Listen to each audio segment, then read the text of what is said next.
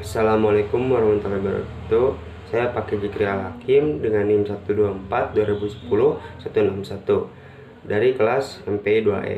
Di sini saya akan menjelaskan perbedaan bimbingan konseling di Indonesia dan Asia Tenggara sebagai tugas mata kuliah bimbingan konseling. Untuk itu langsung saja ke pembahasannya. Perbedaan bimbingan konseling di Indonesia dan Asia Tenggara dapat dipengaruhi oleh beberapa faktor seperti faktor budaya, faktor sosial, faktor ekonomi, dan faktor pendidikan masing-masing negara. Nah, di sini saya membagi perbedaan ke 5 poin perbedaan.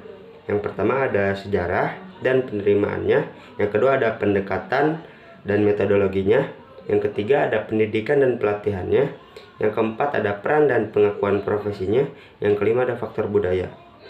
Nah, yang pertama dari sejarah.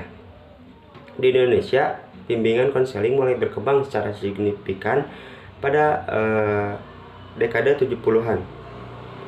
Itu pun dipengaruhi oleh pendidikan di luar negeri, terutama di Amerika Serikat. Dan pada awalnya, bimbingan konseling di Indonesia hanya difokuskan pada aspek akademik saja dan penyesuaian pribadi siswa. Di negara-negara Asia Tenggara seperti Thailand, Filipina, dan Malaysia, bimbingan konseling memiliki akar yang kuat dalam sistem pendidikan. Di Filipina misalnya, bimbingan konseling sudah mulai terorganisir sejak 1950-an. Dan beberapa negara seperti Singapura juga telah mengintegrasikan bimbingan konseling dalam sistem pendidikan mereka dengan baik, dengan pendekatan yang lebih multidimensional, mencakup pengembangan pribadi, sosial, dan karir. Itu yang pertama dari sejarah. Yang kedua ada pendekatan dan metodologinya. Dalam segi pendekatan, di Indonesia, pendekatan bimbingan konseling cenderung lebih tradisional. Jadi lebih fokus ke konseling individual yang hanya menangani masalah pribadi dan akademik siswa saja. Namun dalam beberapa tahun terakhir, banyak perkembangan dan pengaruh dari pendekatan-pendekatan barat seperti pendekatan humanistik dan kognitif behavioral. Pendekatan humanistik adalah pendekatan yang menekankan nilai-nilai kemanusiaan dan mengedepankan nilai kemanusiaan dan kedudukan manusia. Dan kognitif behavioral adalah pendekatan yang membantu menangani masalah secara emosional dan mental. Itu perkembangannya di Indonesia. Dan negara-negara seperti Malaysia dan Singapura lebih mengutamakan pendekatan sistemik dalam bimbingan konseling, yang artinya menggabungkan aspek individu, keluarga, dan komunitas dalam intervensi mereka. Dan di Thailand sendiri, konseling berbasis nilai-nilai budaya lokal lebih sering diterapkan. Jadi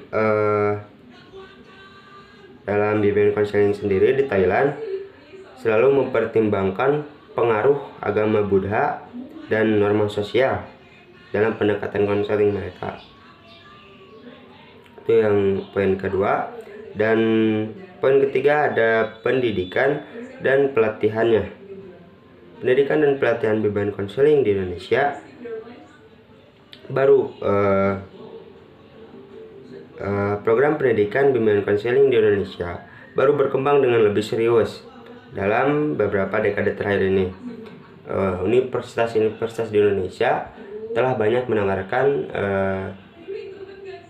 jurusan-jurusan bimbingan konseling atau program studi bimbingan konseling yang lebih profesional. Tetapi kekurangannya di Indonesia sendiri belum ada pelatihan yang lebih fokus, yang lebih serius, dan belum ada perkembangan secara pengembangan profesi. Nah, beberapa negara seperti Singapura memiliki program pelatihan dalam bimbingan konseling. Seperti di Singapura ada kurikulum yang merancang yang menghasilkan konselor profesional yang siap pakai di berbagai sektor. Malaysia juga telah menekankan pentingnya sertifikasi dan pendidikan berkelanjutan bagi konselor. Itu poin ketiga. Dan poin keempat, ada peran dan pengakuan profesi konselor. Di peran dan pengakuan profesi sendiri di Indonesia masih dalam tahap perkembangan dalam peran dan pengakuan profesi konselor.